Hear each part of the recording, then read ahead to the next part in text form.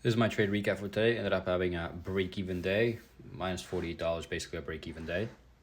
These are the two trades that I took. First one, just simply of a break of structure, and the second one of a 1 minute inverse fair value gap with a clear draw lower after a 3 minute fair value gap was tapped into. First one was a little bit rushed. Second one was very solid. Let's go to the higher time frame. So funny enough, before the market opened, I actually had my bias continuing higher because we had these very clear highs up here and this daily gap all the way up here, as you can see right there.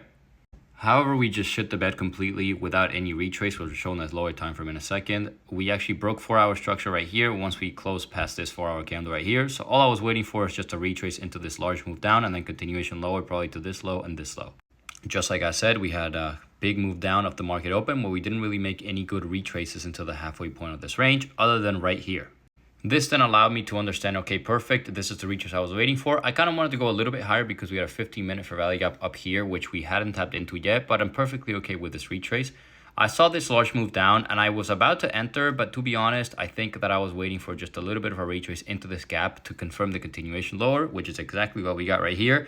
And this first trade was a little bit of a FOMO because I saw this large move down and I just didn't want to get this lows taken out. Going into the second trade, we have a 1 minute inverse fair value gap right here after tapping into this 3 minute gap that you can see right here.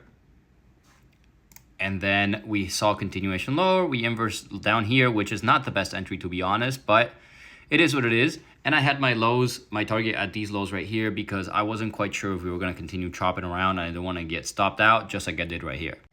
Overall, a solid day for me. Although break even is still better than a losing day, and both of the trades I took made a lot of sense. The first one just a little bit of a rush entry.